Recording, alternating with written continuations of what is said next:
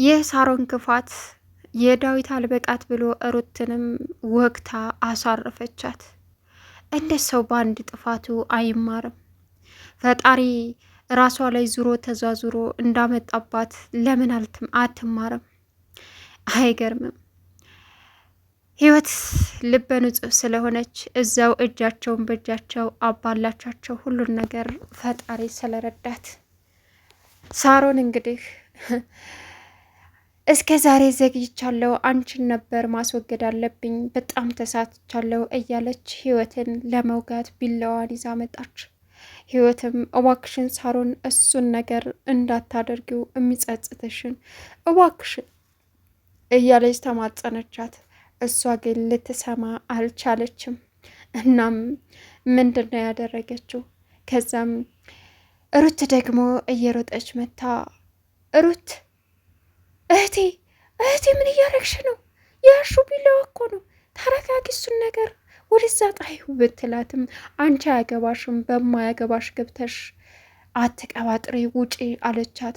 አረ እህቴ ባክሽን፣ አረ እህቴ ባክሽን እያለች ብትለፈልፍም ልትሰማት አልቻለችም። ከዛ አማራጯ ምንድን ነው? ሩት መካከላቸው ገብታ የህይወትን ህይወት መታደግ ነበረ። ሩት ግን በጣም ብልጥና ጀግና ልጅ ናት። ከዛም አደርገዋለሁ ብላ ሩት ላይ አሳረፈችው ቢላዋውን። ሩት በጣም ተጎዳች። ከዛም ወደቀች። አይገርምም። አሁንም ደግሞ ይቺ መናጢ እያለች ሌላ እቅድ ታስባለች። አትማርም።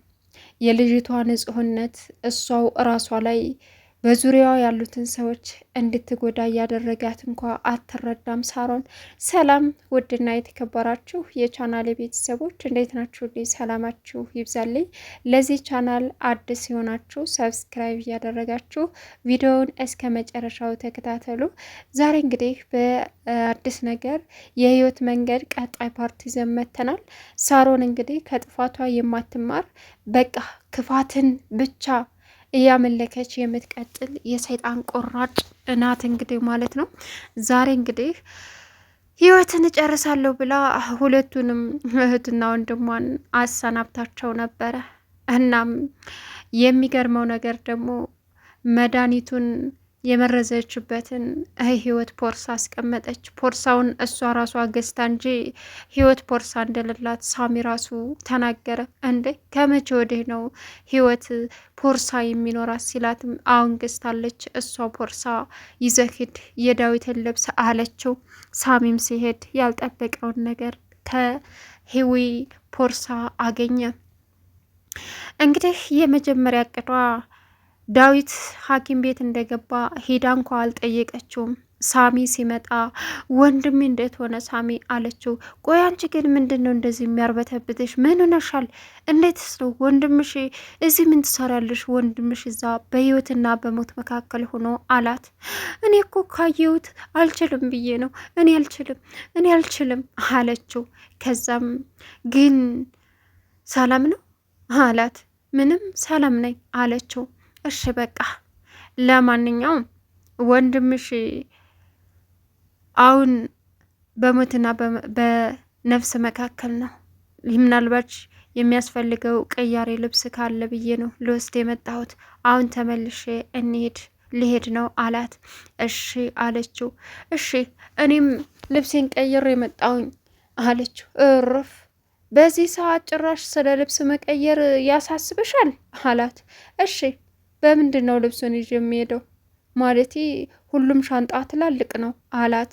ከዛም በህይወት ሻንጣ ይዘህ ሂድ አለችው። ህይወት ደግሞ ከመቼ ወዲህ ነው ልብስ በሻንጣ የኖራት? እሷ በፔስታል ነው የምታስቀምጠው አላት። አሁን ገዝታለች። በቃ ሂድና የሚፈልገውን ልብስ እዛ አስቀምጥ፣ ፖርሳውን ይዘህና አለችው። ከዛ እሺ ብሎ ሄደ። መቼም አንቺ አላረግሽውም አላት።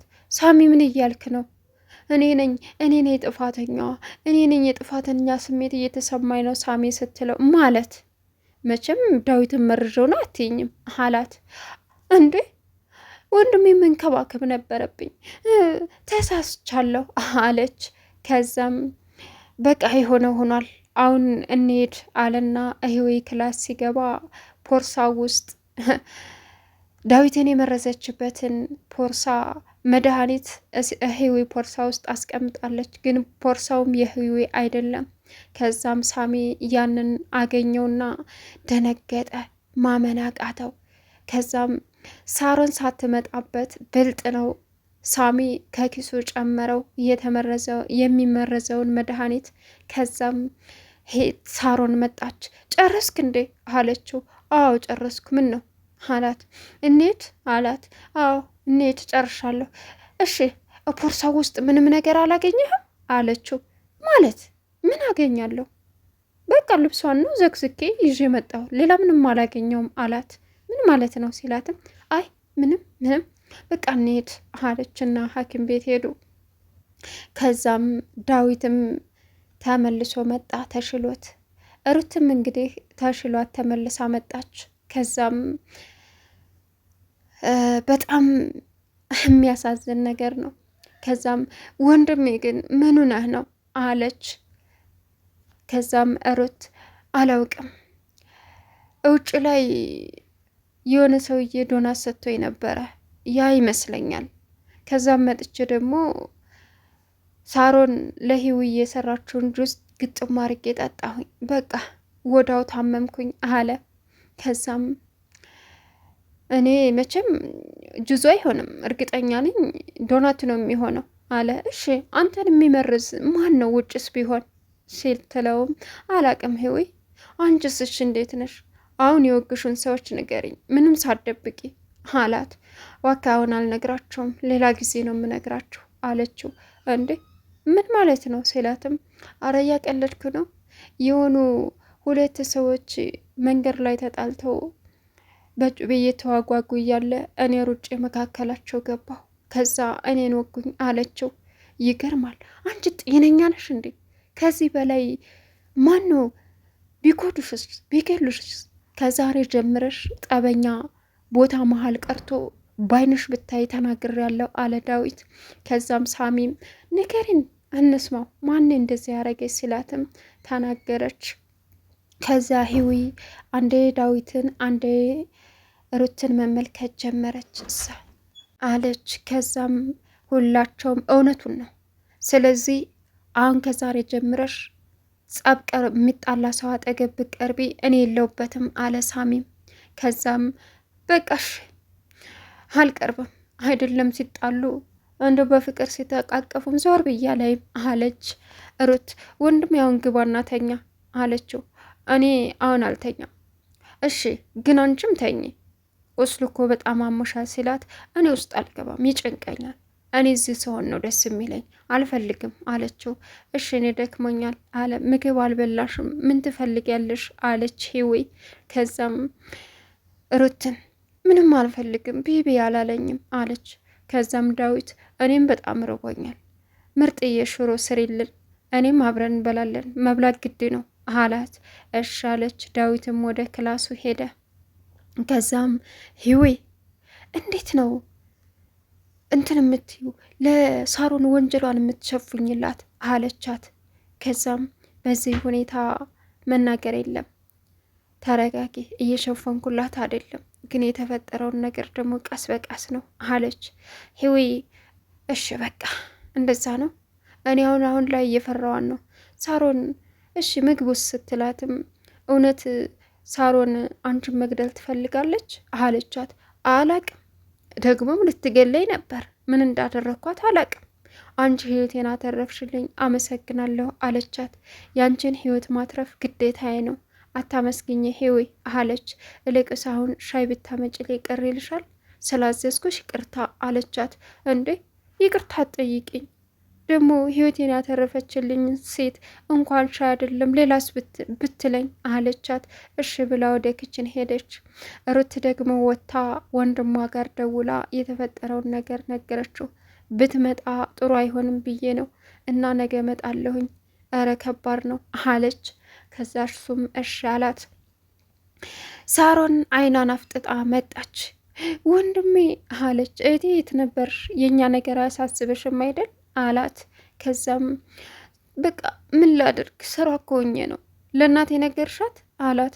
እረ በፍጹም አልነገርኳትም አለችው። እሺ አንድ ነገር ደግሞ እንዳትሆንብን አላት። ከዛም በቃ ሁለታችሁንም አጥቻችሁ ነበረ አለች። ይገርማል ህይወትን በጣም ከባድ ነው አላት። እኔ እኮ ይህ ነገር ይፈጠራል ብዬ አስቤ አይደለም ዳዊቴ አለችው። አረ በጣም ከባድ ነው አስበሸዋል? አንድ ነገር ብትሆንስ አለ። እኔ ራሱ አለች። አሁን ደግነቱ ሰዎቹ ተይዘዋል አለ። ማለት ምንድን ነው? እኔ አላምንም አለች ሳሮን። ህዊን የወጋ ሰዎች ተይዘዋል አላት። ከዛም አሁን ቀለል አላት። ለዳዊት እውነቱ እንዳልተነገረው ተረዳች። ከዛም ይገርማል አለችና በልረፍት አድርግ ብላ ገባች። ሳሚ ደግሞ ህዊን ጠርቶ ህዊ ምንድነው ይሄ ልትነግሪ ትችያለሽ አላት። ክላሷ ገብቶ ምኑ አለችው። እንዴ ይኸውልሽ አንቺና ዳዊት በአንድ ሸማ ካለበስን እያላችሁ ነበር። አሁን ዘወር ብለሽ እሱን ለምን እንደመረሽው ልትነግሪ ትችያለሽ አላት። አንተ ስለምንድን ነው የምታወራው አለችው። አልገባኝም። ስለዚህ መድኃኒት አላት። ምንም አውቃው ነገር የለም። ምንድን ነው አለችው። ይህ ከአንቺ ልብስ ነው ያገኘሁት። ይህን ልታደርጊበት ምክንያት ለምንድን ነው አላት። አላቅልህም። እኔ ምንም አውቃው ጉዳይ የለኝም። አላቅም። የምትጠረጠረው ሚስትህ ናት። ሚስትህን ጠይቃት አለችው። ስለዚህ ነገር ሳትነግሪኝ ወትም ንቅንቅ አትይም አላት። ሚስትህን ጠይቃት አልኩህ አይደል እንዴ? ወደን የምታፈጡት ምንድን ነው ብላ ሄዊ ጥላ ወጣች። ሩት ደግሞ በር ላይ ሆና እያዳመጠች ነበረ። ከዛም ተገረመች። ሄዊ ሩትን አየቻትና ትኩር ብላ ከዛም ጥላት ሄደች። ሄዊ ከመወጋቷ በፊት ወንድሟ ሳሎን ክላስ ገብቶ መረጃዎችን ለመውሰድ እያሰባሰበ ነበረ። ከዛም እሷ ደግሞ በር ላይ ሆና እየጠበቀችው እያለ ሳሚ መጣባት። ተርበተበተች። አንቺ ምንድን ነው ምን ያርበተብትሻል ሲላትም ምንም አለች። እና ታዲያ ምን ሆነሽ ነው እንደዚህ የምትሆኙ? ምን ሆንኩኝ አለችው። ከዛም እንዴ እስክስታ እንደሚርገፈገፍ የጎጃም እስክስታ እንደዛ እኮ ነው የምትሆኙ፣ አልታወቀሽም? ምን አድርገሻል አላት። አረ ምንም። ከዛም እንደ መጀንጀንም አረገችው ወንድሟ እስከሚደበቅ ድረስ። አሁን እናቴ ሐኪም ቤት ነው የከረምኩት ደክሞኛል ልተኛ ብሎ ወደ ክላስ ሲገባ እሽ ተኛ ብላ ያዝ ስታረገው አንቺ ጤነኛ አይደለሽም ምን ትመስላለች ብሎ ጥሏት ገባ። ከዛም ወንድሟ በር ኋላ ተደብቆ ነበር። ከዛም ሄዊ ሩት ብልሃተኛ ናት። ክላሷ ገብታ ወየው ብላ ጮኸች። ምን ነሽ ነው ብሎ ደንግጦ ሄደ። ሳሚ ወንድሟም ከቤት ወጥቶ ሄደ። ከዛም አይቷ እያለ መጮህ ጀመረች። የታለች ሲላት እያትዛ እያለ ስትልም ከዛ እሱ አንቺ ማብደሻል መሰለኝ ብሎ ወንድሟም ትወጣላት እሷም እንዲሄድ ተወችው። ከዛም እንግዲህ የሂዊ ጓደኛ ደግሞ ሰላም መንገድ ላይ አገኘቻት። ከዛም ምን ሆነሽ ነው አለቻት። እባክሽ ደብሮኛል ሰላምዬ አለች። ማለት ዳዊት እኮ መርዝ ተመርዞ ሐኪም ቤት ነው ይሞት ይሆን? ወይኔ የኔ ጠንበለት እንዴት ያለ ልጅ እያለ ወየው ማለት ጀመረ። አንቺ አታማርችበት እንዴ? ታመመ ነው እንጂ እኮ የተባልሽም ሞት አልተባልሽም አለቻት። ህዊ እና መርዝ ጠጥቶ የተረፈ ማን አይተሻል? ከሁሉ ምን አለ ያንን የፊቱን የሚቀባውን ቢነግረን እስኪ ንግባና ቤቱን ፈተሽ እናድርገው አለቻት። ጤነኛ አይደለሽም አንቺ ትቀልጃለሽ፣ እኔ እዚህ በጭንቀት ተውጬ አለች። አይዞሽ ጓደኛዬ እኔ ያለሁልሽ ማለት ጀመረች። አንቺ ደግሞ ከዛም ወየው ማለት ጀመረች። ይቺ ሟርተኛ የራስሽ ጉዳይ ብላ ጥላት ሄደች። አሁን እኔ ምን አረኩኝ አለች። ህዊ ሆስፒታል እንደሄደች ዳዊት ጋርና ሩት ጋር ሰላም መታ ቤቱን ጎዝጉዛ ሕፃናት አጣጢሳ ጠበቀቻቸው።